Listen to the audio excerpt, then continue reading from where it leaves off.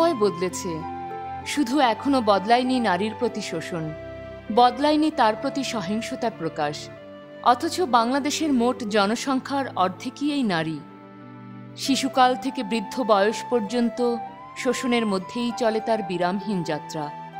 ব্যক্তিগত, পারিবারিক, সামাজিক এবং প্রাতিষ্ঠানিক সকল পর্যায়ে রয়ে গেছে নারীর প্রতি বৈষম্য। যুগ যুগ ধরে লালন করা পুরুষতান্ত্রিক মানসিকতা ও সমাজ ব্যবস্থা, শিশুকাল থেকে কন্যা শিশু ও ছেলে শিশুর বৈষম্যমূলক পারিবারিক অবস্থার মধ্যে বেড়ে ওঠা, শিক্ষা থেকে মেয়েদের পিছিয়ে পড়া, পরিবার থেকে শুরু করে রাজনৈতিক, অর্থনৈতিক ও নীতি নির্ধারণী পর্যায়ে নারীর অংশগ্রহণের সুযোগ কম থাকা, যুগ যুগ ধরে ঘটে যাওয়া এই সকল বিষয়ের বেড়াজালের মাঝে এখনও এদেশের নারীরা আটকে আছে। পিতৃতান্ত্রিক সমাজ ব্যবস্থায় একজন নারী এখনও পুরোপুরি মানুষ হয়ে ওঠার অধিকার পায়নি। এখনও সে শুধুই একজন নারী, যে তার পিতা ও স্বামীর সম্পত্তির ন্যায্য ভাগ থেকেও বঞ্চিত।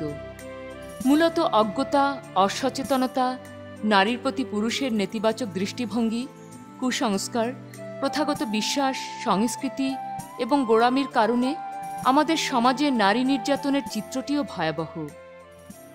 পত্রিকার পাতা খুললে প্রতিদিন চোখে পড়ে অসংখ্য নির্যাতনের ঘটনা, কিন্তু এর চেয়ে অনেক বেশি ঘটনা রয়ে যায় আমাদের অন্তরালে। প্রায় প্রতিটি ঘরে প্রতিদিন খুব নীরবে ঘটে যায় এসব নির্যাতনের ঘটনা।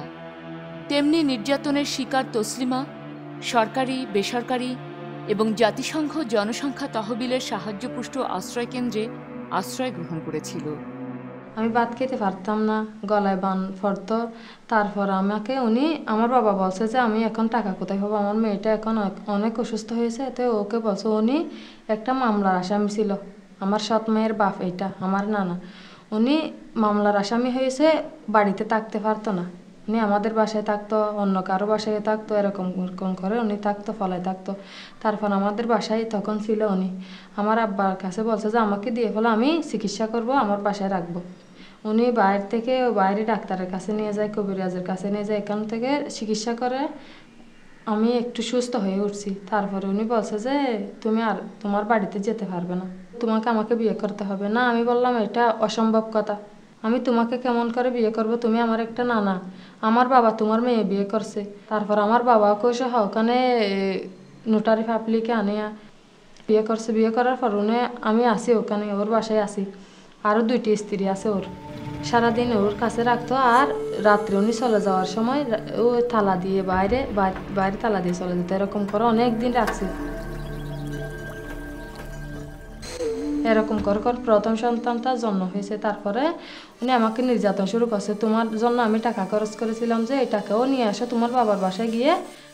এরপরে 2 দিন পরে আবার কি মারধর করছে, এখানে আমরা হাঁটুতে আর হাতে এত বড় একটা গাছ দিয়ে,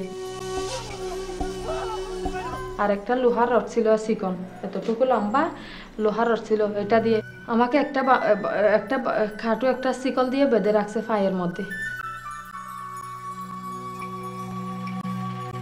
বেঁধে রাখা। আবার উনি মার্কেটে এসেছে, মার্কেট থেকে আরেকটা বড় একটা শিকল নিয়ে গেছে। উনি ওই শিকল দিয়ে আমাকে পায়ের মধ্যে, দুনো পায়ের মধ্যে, গলার মধ্যে এরকম করে আমাকে বেঁধে রাখছে।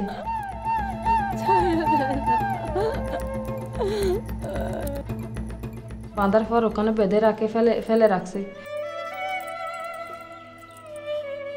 ওখানে কি যন্ত্রণা করছে যে আমি বললাম যে একটু আমাকে খুলে দাও না, আমার এরকম যন্ত্রণা আমি সহ্য করতে পারছি না, আমি মরে যাবো। তুমি যতদিন মরো নাই ততদিন পর্যন্ত এখানে বেঁধে রাখবো তোমাকে। আর বাচ্চাটাও হলো, বাচ্চাটা এখানে হবে, আর বাচ্চাটা না হওয়ার আগে যদি তুমি মরে যাও ওখানে মরে যাবে।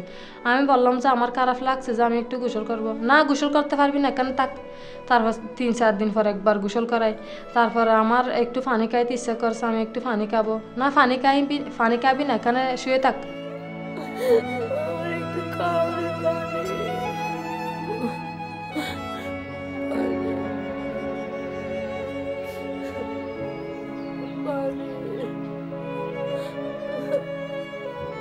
ওই যে আমি বললাম যে আমার বাথরুম, আমি প্রস্রাব এসেছি, আমি প্রস্রাব করতে যাবো। হয়তো না, ওখানে শুয়ে থাকো, এটা বলতো।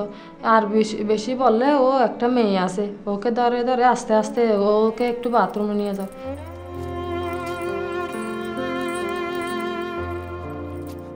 তারপর উনি একদিন মামলায়, ও পুরাতন মামলা আছে যে, ও মামলায় হাজিরা দিতে এসেছে কোর্টের মধ্যে। একটা বড় টালা আছে আমার, ওই টালাটা উনি মারে নাই, সকালে তো তাড়াহুড়া করে উনি খেয়েছে, হাজিরা দিতে চলে এসেছে। এরকম করে আস্তে আস্তে উঠছি, উঠার পরে আস্তে আস্তে ওখানে মারছে যে অনেক আঘাত, বিষ। তারপরে ওর পাশে একটা বাসা আছে, ওখানে গিয়েছি। যাওয়ার পরে আমি বললাম যে মা, আমাকে একটু টালাটা ভেঙে দেন না।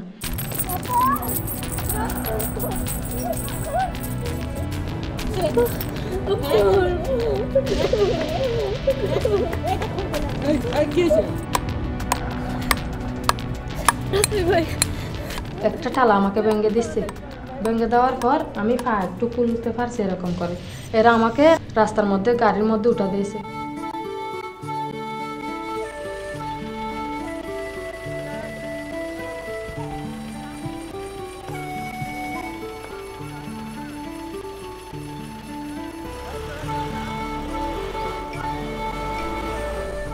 তাসলিমার মতো এরকম অসংখ্য নারী আমাদের দেশে নির্যাতনের শৃঙ্খলে বন্দী, যে শৃঙ্খল কখনো দৃশ্যমান, কখনো বা অদৃশ্য। শুধুই কি পুরুষতান্ত্রিক মানসিকতা, নাকি নারীর অর্থনৈতিক স্বাবলম্বীহীনতা বা পরামুখাপেক্ষিতাও এই নির্যাতনের পিছনে একটি বড় কারণ? সকল ধরনের নির্যাতন থেকে নারীর মুক্তি কোন পথে? আর আমাদের ভূমিকাটাই বা কোথায়? শুধু নীরব দর্শক হয়ে দেখে যাওয়া, নাকি প্রতিবাদের মিছিলে সামিল হওয়া? নিজেকেই প্রশ্ন করি একবার।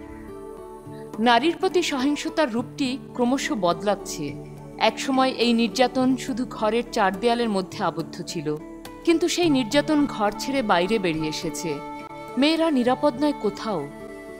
যে বয়সে তার স্কুলে যাবার কথা, স্বপ্ন বোনার কথা ভবিষ্যতের, সেই বয়সে ইফটিজিং নামক যৌন নির্যাতনের ঘটনা থামিয়ে দেয় অনেক মেয়ের জীবনের চলা, থামিয়ে দেয় অনেকগুলো জীবনের বেঁচে থাকার স্বপ্ন।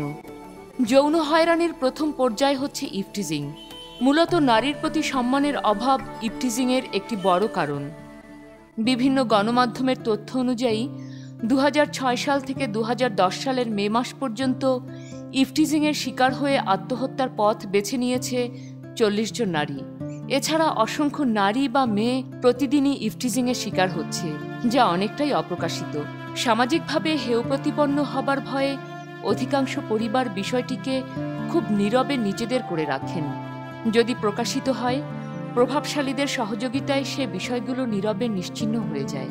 বিষয়টি নিয়ে জোরালো প্রতিবাদ করতে গেলেই ওই পরিবার তাদের বেঁচে থাকার নিশ্চয়তাটুকু হারিয়ে ফেলে। সমাজ বা আইনের সহযোগিতা না পেয়ে অবশেষে সব দায়িত্ব নিতে হয় এরকম যৌন নির্যাতনের শিকার হওয়া মেয়েটিকেই। হয় তার পড়ালেখা বন্ধ হয়ে যায়, নতুবা তাকে অল্প বয়সে বিয়ে দিয়ে দেয়া হয়। মানসিক শক্তিহীন মেয়েটি একসময় বেছে নেয় আত্মহত্যার পথ।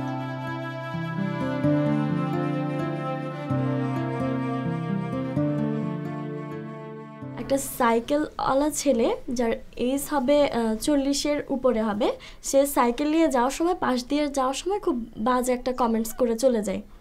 এটা আমি 2-3 বার এটা শিকার হয়েছি। আমার তো একা যেতে হয় স্কুলে, এখন আমি আম্মুকে লজ্জায় বলতেও পারছি না।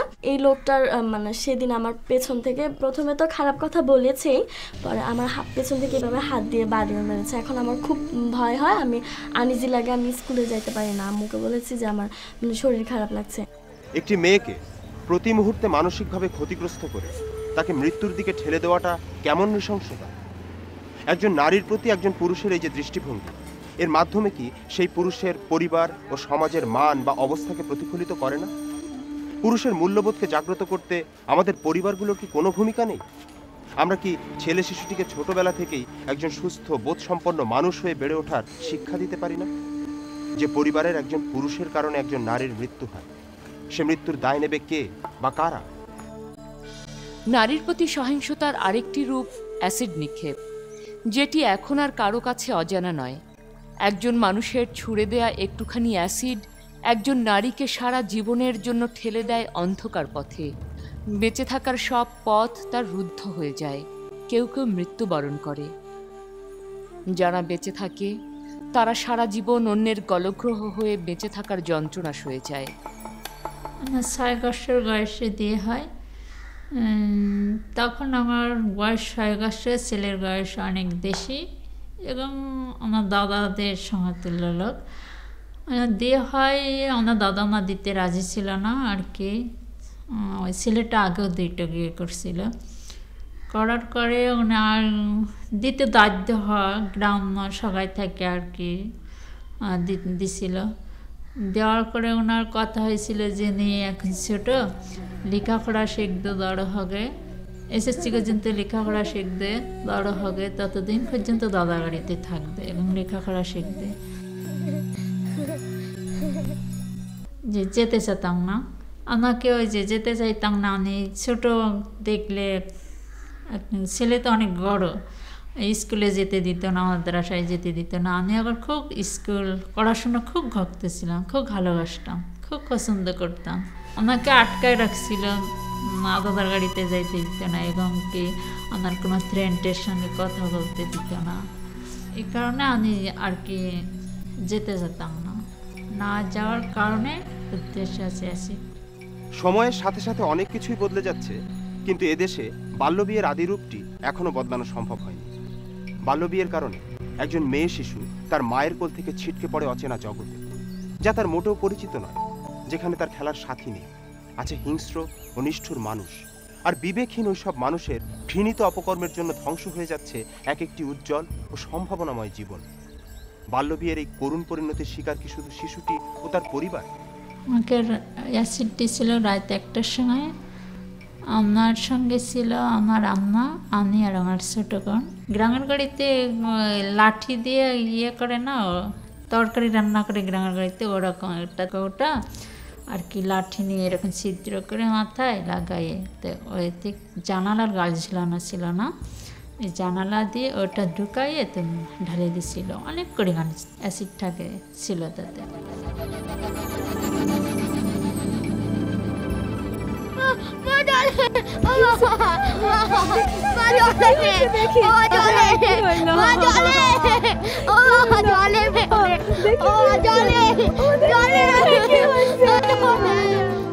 বাল্যবিয়ে যেমন নারী নির্যাতনের একটি ভয়ঙ্কর রূপ, ঠিক তেমনি অ্যাসিড নিক্ষেপও নারীর প্রতি নির্যাতনের আরেকটি সহিংস রূপ।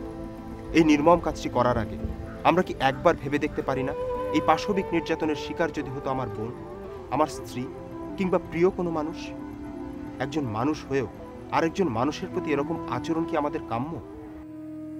অন্যান্য সকল নির্যাতনের কারণ ছাপিয়ে যৌতুকের দাবিতে নির্যাতন ব্যাধির মতো সমাজে রন্ধ্রে রন্ধ্রে মিশে আছে।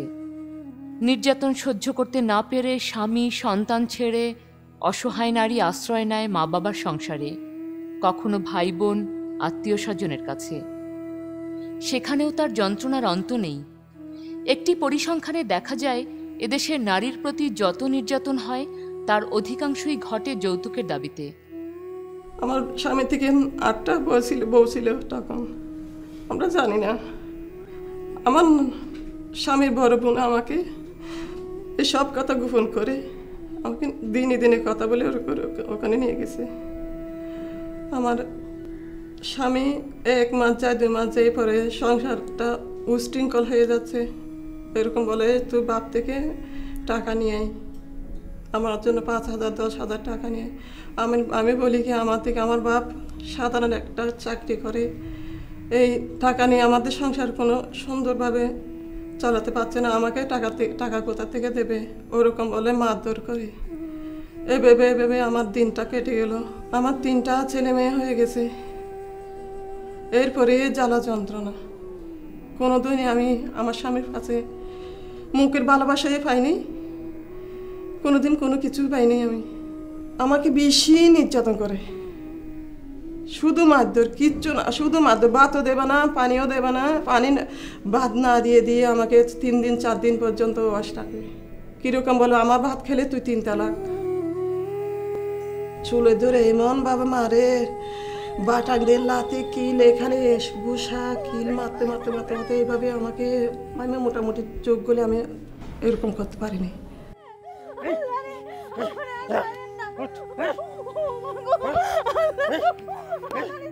মানে মারতে মারতে মারতে মারতে ঘরের ভিতরে দরজাটা বন্ধ করে ফেলছে, কেউ যেন চোরাতে না পারে।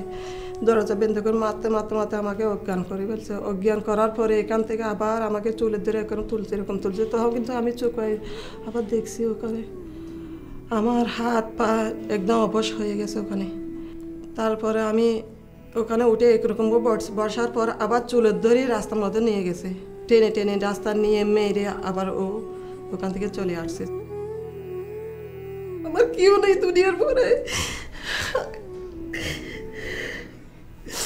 এখন আইনি রাষ্ট্র নিছি আমি, আইনি যা করতাম আমি এটা চাই।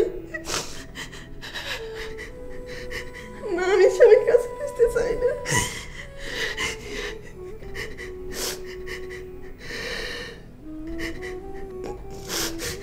আমাকে ও মেরে ফেলবে ওখানে গেলে। ও বলছে কি তুমি যদি আসো সেখানে আবার তোকে খেটে খেটে মেরে ফেলবো। বাংলাদেশের উত্তরোত্তর উন্নয়নের জন্য কত শত পরিকল্পনা করা হচ্ছে, পরিবর্তন আনা হচ্ছে আইনে, পাশ করা হচ্ছে নতুন নতুন আইন, কিন্তু হোসনে আরার স্বামীর মতো যারা যৌতুকের লোভে বহুবিবাহ করছে এবং নিঃশেষ করে দিচ্ছে এক একজন নারীর বেঁচে থাকার স্বপ্ন, তাদেরকে আইনের কাঠগড়ায় দাঁড় করানো সম্ভব হচ্ছে না কেন? কি তার উত্তর? কেই বা দেবে? হোসনে আরাকে নির্যাতনকারী তার স্বামী মোহাম্মদ মুস্তফাকে খোঁজার চেষ্টা করা হলে তিনি প্রতিটি জায়গা থেকেই সরে পড়েছেন। এমনকি কেউ কথা বলতে রাজি হননি তার বিষয়ে। পরবর্তীতে তাকে পাওয়া যায় তার বাড়িতে। হোসনে আরাকে নির্যাতনের বিষয়ে জানতে চাওয়া হলে তিনি তা অস্বীকার করেন। এটা মিশা কথা বলে, এটা প্রত্যেক খাই খাই মিশা কথা বলে আমার সাথে। ওর বাম নাই মা নাই, আমি যত কাজ থেকে নিব ভিতর গলি আমি গাল গাল শুয়ারেছি, এরিদেন এরকম শুয়ারেছি। আর ও শুয়া চালও মারি নাই, শুধু বলছি আমি এরিদেন করে শুয়ারেছি। এরকম করলে যদি গরম হলে দুইটা তাপত দিলে এখানে আর গরম বেশি। আমার অধিকার আছে, আমার সংসার অধিকার আছে, আমি দুইটা তাপত দিছি। ইও অতিরিক্ত মাথা মেজাজ বেশি ঘুরে গেলে দুইটা তাপত দিই, তুমি এরকম কাকে করো বলে হয়ে অবশ্যই তো মার দিবি। আমি মারে দিব, আদরও করবো। নির্যাতনকারী এই সকল পুরুষের যেমন রয়েছে নির্যাতনের সপক্ষে যুক্তি এবং মানসিকতা, তেমনি নিজের অধিকার এবং অবস্থান সম্পর্কে রয়েছে অনেক নারীর অসচেতনতা। এই অসচেতনতার পিছনে মূলত যে বিষয়টি কাজ করে তা হল নারীর নিরক্ষরতা, সার্বিক তথ্য না পাওয়া এবং অর্থনৈতিকভাবে অন্যের উপর নির্ভরশীলতা। হোসনে আরার স্বামীর প্রথম স্ত্রীর বক্তব্যও তা স্পষ্ট। মার তোর করিবার অভ্যাস, যে স্বামীর মারার অভ্যাস আছে তার তখন আর কিছু করার দায়িত্ব।